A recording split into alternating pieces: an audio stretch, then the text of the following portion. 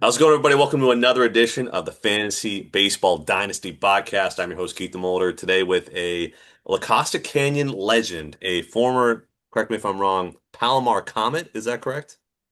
Portland State Viking, but Portland you were State close. Viking. Gotcha. Okay, that's right. That's right. We're here with Tom Carey. Tom, how are we doing today? Great, man. What an intro. Appreciate it. Of It's, course, it's of quite course. the honor. Yeah, Portland State. And I know you graduated from UCI, if that's correct, right? I sure did. Big West represent. Yeah, we're talking about that off pod, just about how you're a big West guy. When it comes to the tournament, you Oh, only root for the Rainbow Warriors or whoever's in, conference just means more, champion. Keith. Just means more in the Big West. That's right. And now, a big topic of discussion on the pod. Obviously, we're talking baseball. I know we're in the middle of March Madness right now, but I got to ask you real quick, who is your Final Four, or like who'd you pick to win it all this year? Oh man, I really went on a limb here and I picked the Duke Blue Devils. Wow, Isn't that crazy? who almost lost to Siena, but Yeah, that is true. They almost lost, so I picked them.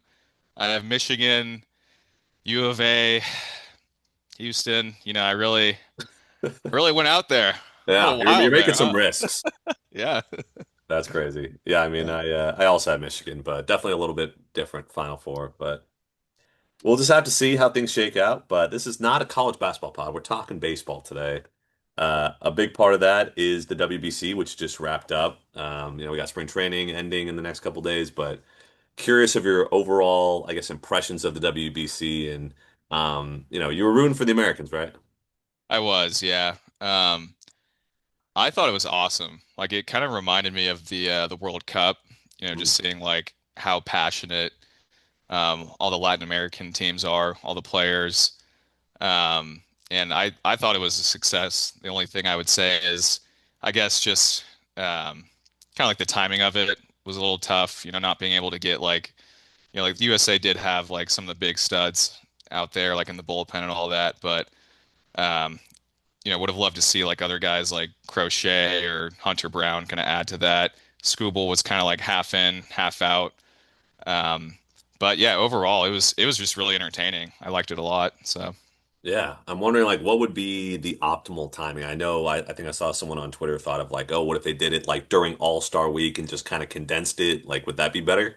yeah, that's something I saw too. I don't know if Manfred said that or not, but I think that would be a good time. I think because everyone would kind of be, you know, at their peak, so to speak. Kind of like mid-season form. Um, yeah, I don't know what other alternative or what other time slot you would, place it at. But yeah, maybe like some sort of like week, 10-day long layoff or something like that. I'm not sure. Yeah, yeah, I don't think yeah, making it a little bit smaller. Not that I don't like to see all the Latin American teams or like watching a Great Britain play, I think is cool, but I don't think we need to be seeing Nicaragua playing like 4 or 5 games. Like I think we could probably do maybe like 8 teams at the most. 8 teams, yeah. I like Ah, that. that's just me. But yeah, I guess curious of obviously the Americans went to the final and they lost a tough game. But any kind of like cool things you notice aside from like the celebrations or things like that, but like like learning about new players you never heard of before.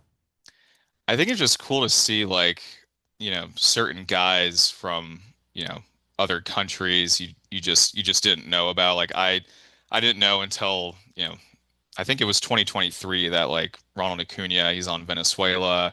They have like a really stacked team. I had no idea all these certain players from other countries. Like it's not just USA and the DR that are loaded. Like there are other countries. It was funny seeing the Italian squad kind of thrown together there. That was pretty good.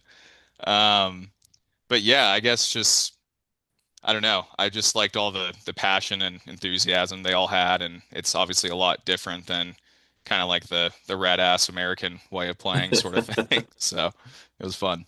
Yeah, that's for sure. I think there was that one guy for was it Czechia, the Czech Republic, who was like Mm. a electrician or a plumber or something like that. Yeah, yeah, that was pretty crazy. Wild. Yeah, special times indeed. Yeah, a couple of the guys on our fantasy team on Team Italy, like Sam Antonacci was going off, or Jacob He's a Marcy. stud, man. Beast. Beast plays with reckless abandon, which you love to see. But yeah, I guess Love it. we're a week away from the MLB season starting. So curious of any sort of general spring training thoughts. I don't know. You haven't been out to Arizona, have you? I haven't. It's been a really long time. I haven't been out to Peoria. It sounds like you have though, like recently. You try to go like yearly. Yeah, yeah, Um, yeah. Like but Connor. Oh, sorry, I don't mean to cut you off. oh no, no. I was just gonna say I haven't been in a while, and kind of like what we were talking about off pod. Like it was kind of hard to like pay attention what was going on with the WBC and everything. But yeah, just rooting for my Padres. So That's right. That's right. I know, yeah, other things have kind of taken your attention away, but kind of your preseason thoughts. Curious about where you think the team stands this year. Like, are we keeping the faith? Are we waiting until 2027? Like, is Preller going to make a move? Just, I don't know, curious of your general thoughts about that. I think Preller will, he'll do something. I know the farm system is pretty depleted, but it just seems like we kind of keep reloading. So, I wouldn't be shocked if, we're kind of right there in the bubble and then Preller makes like a big splash, kind of like what he's done, the last couple of years.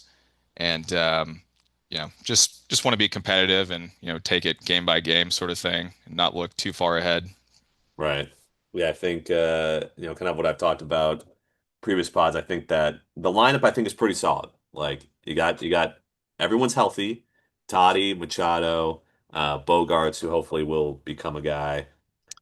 Yeah. Gavin Sheets, Cronenworth, Ramon Laureano. Then you add a couple guys like Castellano and uh, like what's his name? And Duhar, right? And maybe even Ty France makes the roster, but I don't know. I mean, yeah, like last year comparison to this year, I think the lineup's better.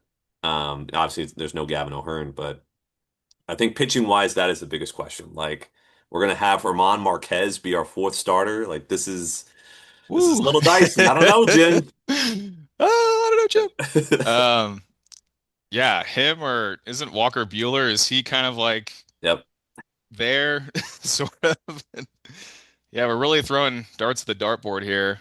Um, yeah, I don't know. It's gonna be interesting to see how it plays out. It seems like a lot of people are high on Randy Vasquez, so interested to see kind of how he does. Obviously, I want to see Joe be healthy and be as locked in as he was, from a couple years ago. Same with Michael King.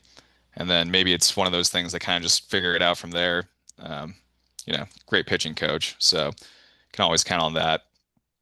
Yeah, very true. Yeah, I think Niebla has definitely resurrected, some guys' careers. I think Randy Vasquez added like I think 2.5 or 3 miles per hour on his fastball over the offseason. Like he was in like 96, 97. So I'm excited to see what he brings to the table. I think he could be a legit like number 4 or 5 starter, not a number three, but the hope is that Musgrove like doesn't have any setbacks with the Tommy John, but I don't know. A little nervous, not gonna lie, going in the season, but You own Joe Musgrove, right? that is true. I do. The Bods do own Joe Musgrove, and yeah, it's hard to not want to ship him away just because like we're such in a win now mentality. But I think he'll bounce back.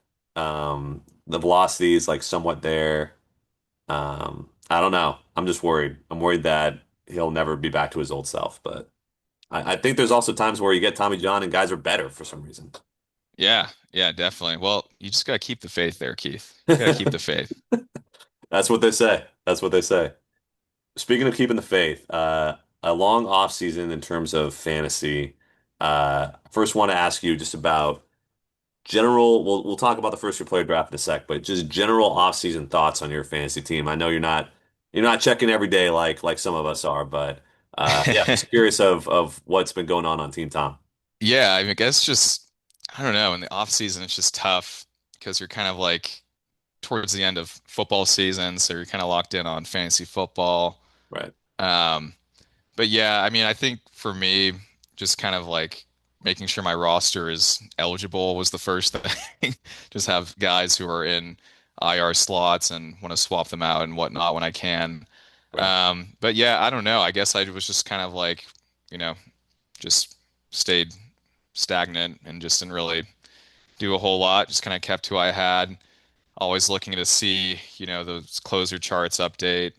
Um, looking at fan graphs and just seeing anything new, any new movement. But yeah, just kind of like kept it pretty conservative for the most part. Right.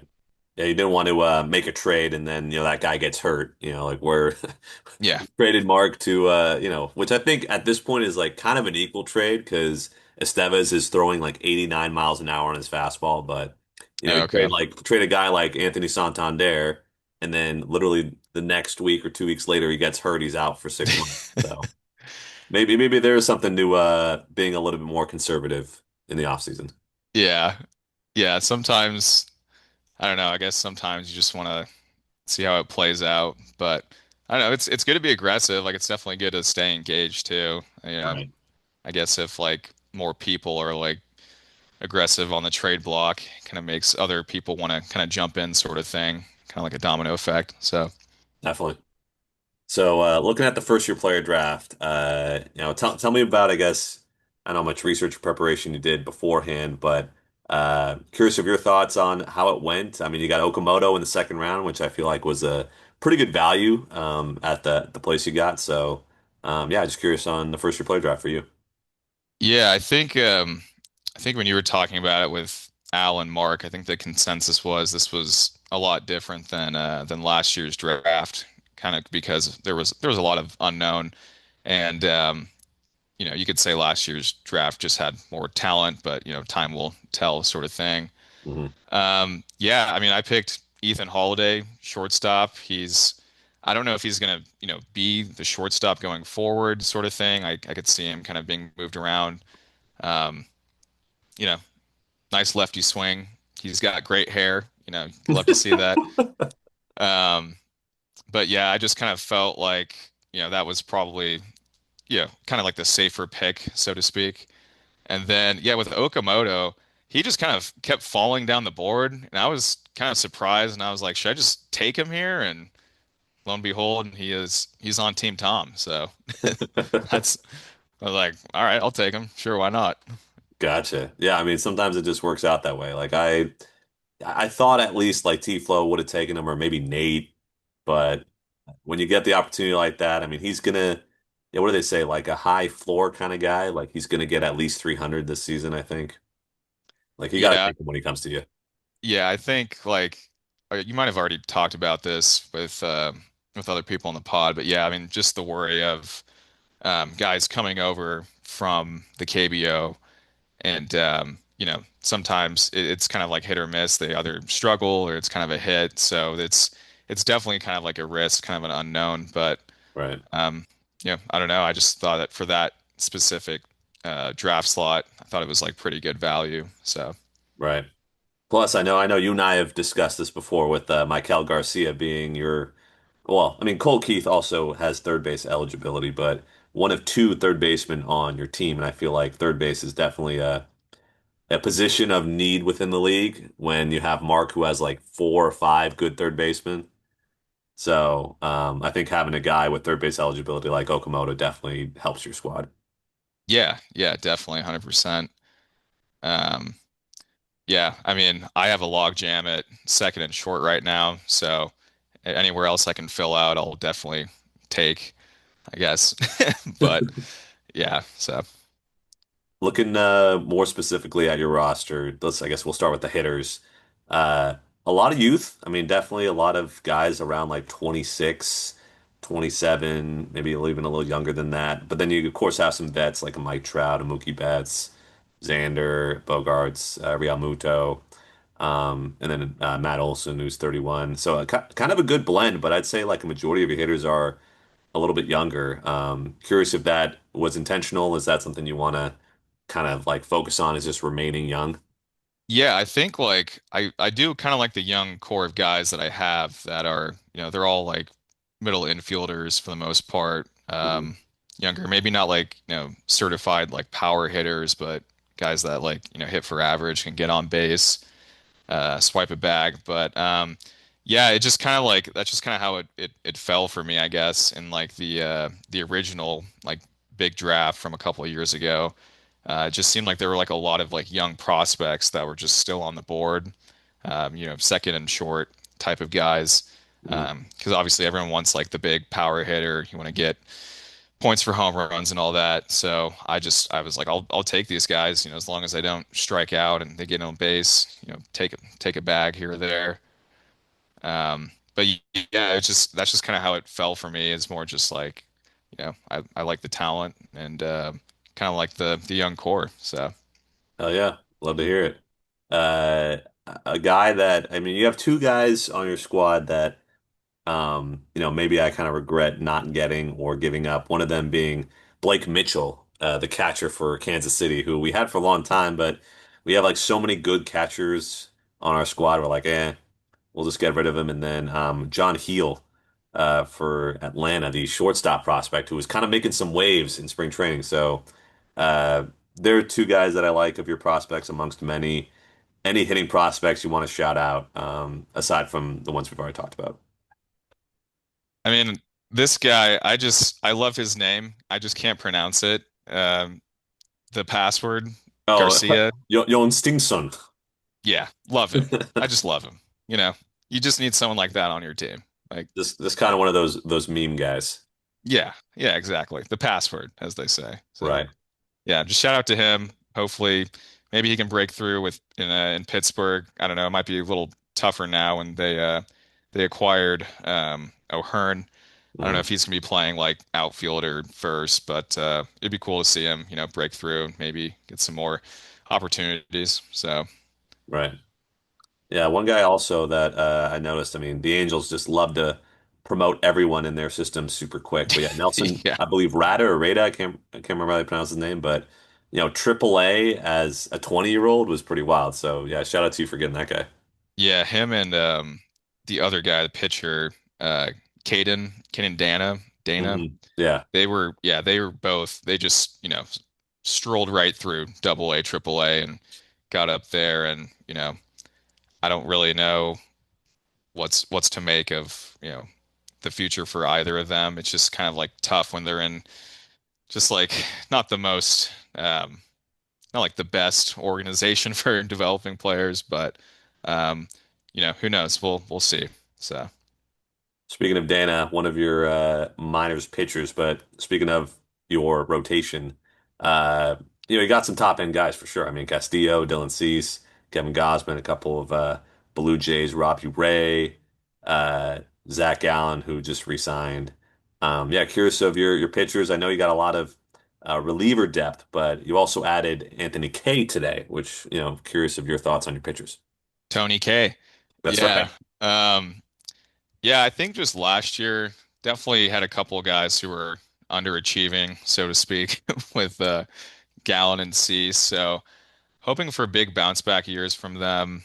Um, yeah, I just kind of feel like I have guys who are like right at, early 30s, so they're kind of at their peak. I guess Gossman is older now. He's like in his mid 30s. Robbie Right. Ray might also be right around that range too. But yeah, I mean, I like them. I just really looking to add to that, add another starter here or there. Because they're definitely older. I mean, I got Verlander here too. He's like 40 something. He's LeBron territory here. So, Yeah, right. um, but yeah, I mean, like I said, like a little underwhelming last year with a couple guys. Would love to see them kind of get back on track. Cease is now playing in Toronto. Gallen signed a 1 year deal back with the Diamondbacks. So yeah, just being optimistic and seeing what they can do this year, help their team out. Yeah, an unfortunate part of the off season is guys signing to teams and unfortunately rendering some of your pitchers, not I would say useless, but like have lessened their impact.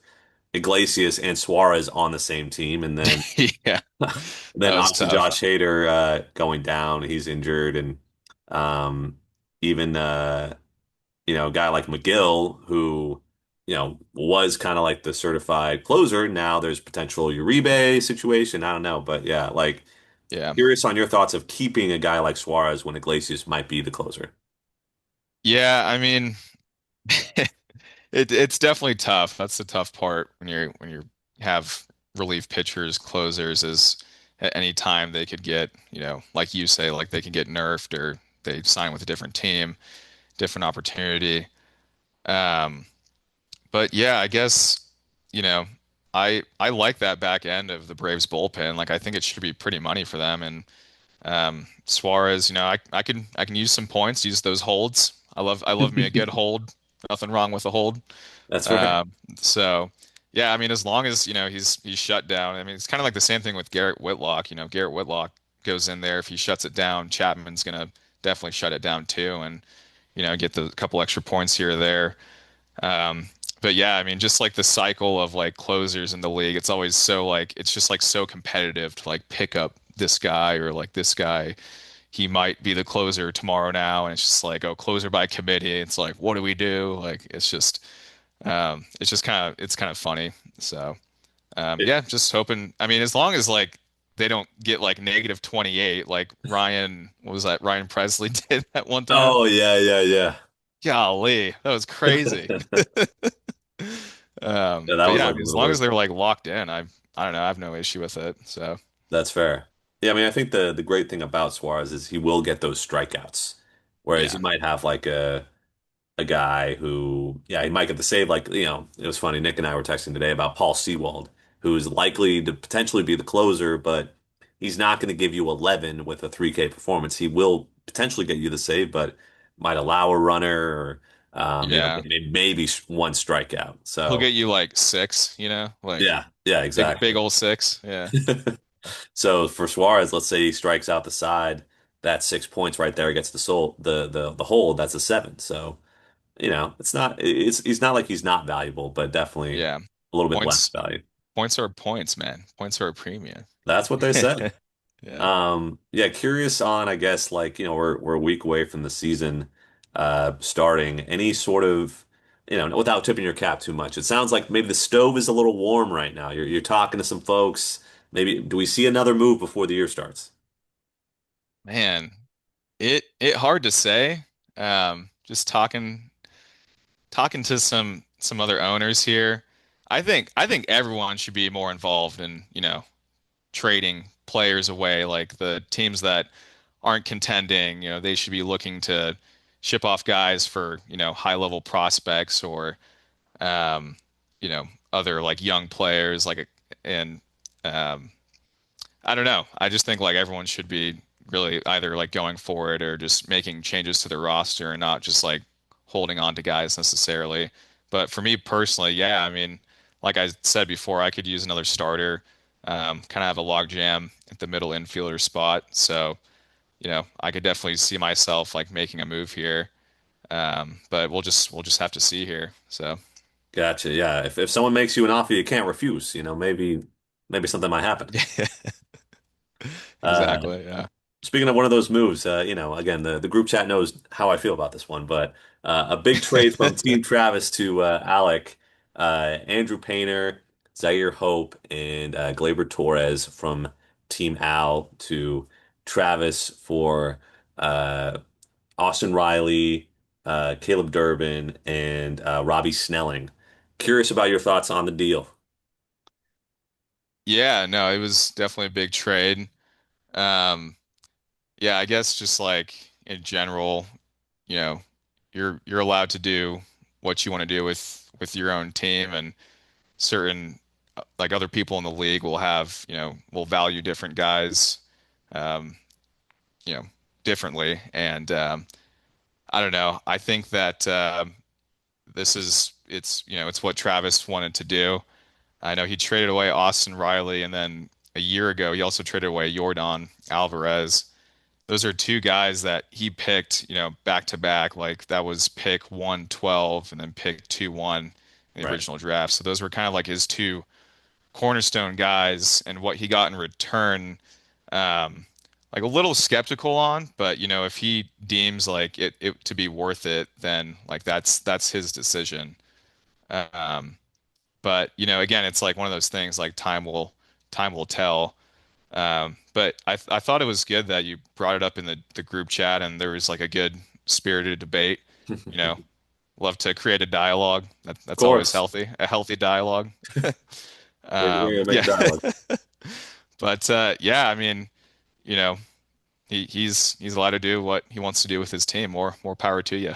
So Yeah, that's fair. Yeah, I think again, yeah, having been multiple days removed from it, like um I thought like you want to trade prospects for players. I think that's fine.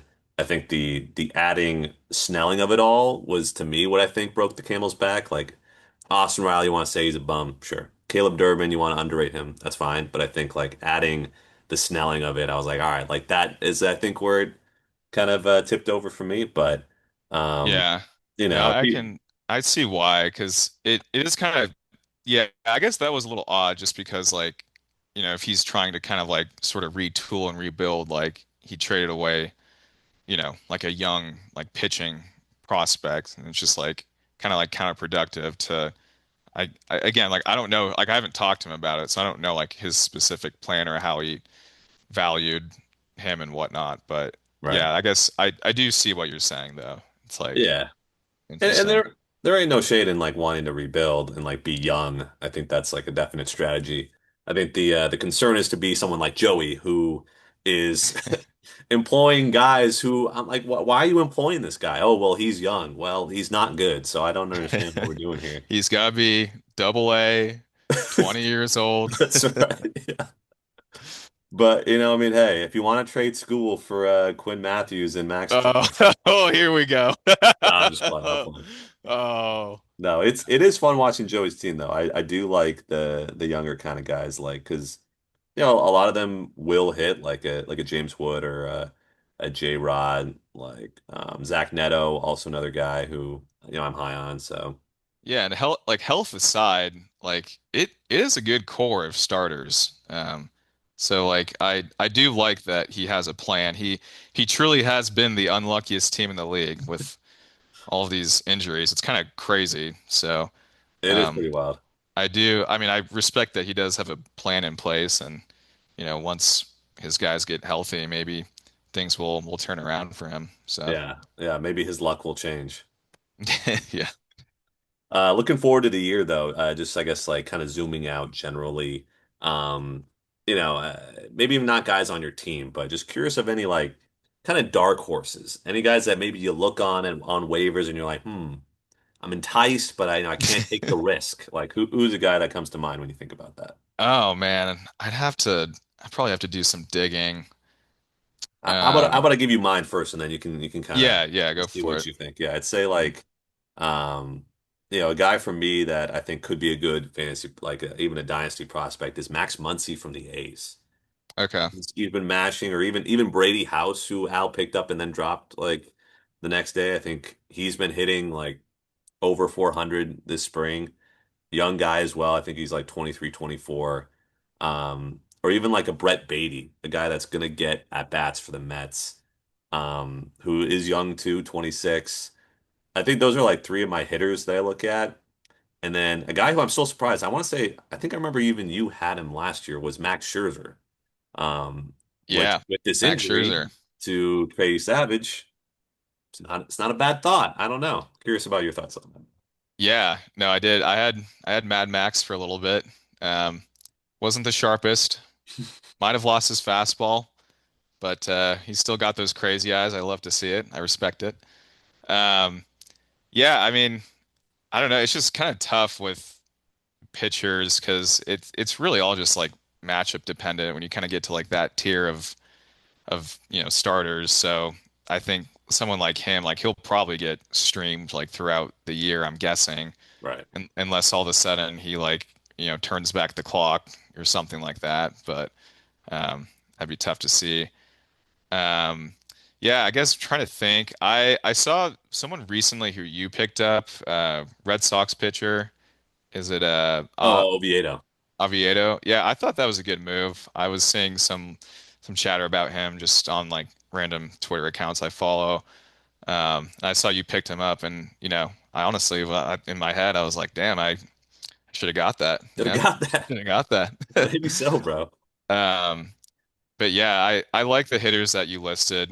Kind of younger guys. I like Max Muncy. That's a good lineup to be in too on the A's. You're batting alongside Kurtz, Soderstrom, Jacob Wilson. Like you got some heavy hitters there. So yeah, we'll just have to see how it plays out.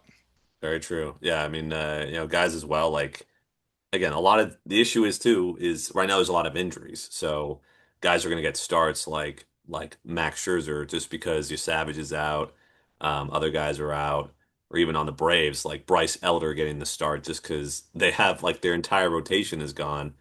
Is Bryce Elder that great? No, but there's the opportunity. Um, so yeah, that's I guess the big question. The other guy I think you have him. Is it Fuentes? Didier Fuentes, yeah, Yeah, dog. he's been looking real nice. He's I been looking mean, real nice. has not allowed a hit in all of his spring training starts. Yeah, It's just I mean, insane. yeah, yeah, looks good. Yeah, a couple other guys on the radar. Aaron Savali, he's going to get starts. Eric Lauer as well for Toronto. I think is going to be in that rotation. Yeah, curious about I don't know, any closer guys. Like I know for the Angels right now, there's some questions on like is it going to be Kirby Yates, maybe Jordan Romano. I don't know, any closers you're kind of keeping tabs on. Yeah, I mean, kind of like what we said, it's just like it's so tough, and a lot of it's like injury dependent too. Right. Especially look at some of those teams that are kind of like, it's more of like a closer by committee situation. Um, that's so crazy though that Romano is on the Angels because I remember him being. I thought he was kind of a stud on the Blue Jays like a couple years back, and I don't know his age or injury history, but yeah, it seems like kind of like a fall from grace there for him. Um, but yeah, I mean, I don't know how dependable Kirby Yates can be, but it's just whoever has the hot hand. I'm sure they'll just ride with him. So, That's true. Yeah, I mean, he was actually one of our draft picks, Jordan Romano, because he was oh getting really? like 30 plus saves every year for Toronto and then just, had some injury concerns and just wasn't very good. And last year for the Phils was good for a smidge and then was awful after that. Kind of, yeah. I do kind of remember that. I think he had a week where he was like pretty money actually, and Yeah. then he kind of like fell off. The issue for us is, I mean, we've had this literally like, I mean, last year was like the worst year by far. We had Aroldis Chapman, we had David Bednar, and we dropped them, and Will Vest, and we dropped them all because like we just again that's my issue with Connor is Connor's like very patient guy, and for me my leash is so short. If a reliever gives up like a -10 piece, like he's gone like the next day. So He's done. yeah, I think that's You something that tell him to take a hike, Keith. that's right. That's right. It's exactly what I do. Yeah, so that's something I think to work on for our team this year is just being a little bit more patient and It waiting out the bad games. I do see what you're saying though. When you have a closer, he gets hit with the blown save, gets hit with the loss, whatever the amount of runs he gives up, and he's sitting at like -17, and you're like, well, there, like that's kind of the matchup. It's like it's kind of like over that week. So it's definitely happened to me a couple times. Curious of I guess before we wrap things up, any sort of like, you know, uh I guess yeah, things you want to make sure to correct this season. Like it sounds like you're going for the title. I know we've both been around like the 5 or 6 seed, trying to get in the playoffs. So like curious of like how you take your team to the next level. Yeah, I mean, again, it'll just be like I think starting pitching is like a main point here. So acquiring someone or picking up someone, I don't know, maybe Tony K just starts tearing it up on them White Sox. We'll have to see. But yeah, pitching, and then kind of out of my control, but like health, making sure I don't know, like you can't really control that aspect of it, but yeah, just kind of staying on top of things like throughout the day and seeing certain trends of guys and um, yeah, just maximizing the amount of starts I have and keeping tabs on you know closer situation or even setup guys who are performing well and um, should be a fun year. I'm excited. So Hell yeah. Love it. All right. Well, that's all I got for you today. Anything you want to add before we get going? Any sort of I don't know if you need to call anybody out in the league, who might be watching. I no, I don't know. I like the engagement. I think this podcast is cool. I hope you have more guests lined up and you can just talk ball with and embrace debate. And yeah, I think this is awesome. So appreciate you for putting this on here, Haas. Of course, man. Of course. I Yeah. appreciate you making the time. And yeah, maybe we'll have Jeff Passan one of these days or you know, or the guy from Pitcher's List or TJ Stats, whoever that guy is. We get Passon and Rosenthal, and just they can just talk for like Just two duke it out. hours. Yeah, exactly. The goat and the woat on the same Yeah, pod. pretty much. So We'll make it happen. Anyway, we appreciate the time and yeah, spring training is ending, but yeah, we are excited for the season coming your way. That has been the latest edition of the podcast. And yeah, Tom, appreciate you coming on and we'll talk to you soon. appreciate it. Thanks, All Keith. right. Peace out.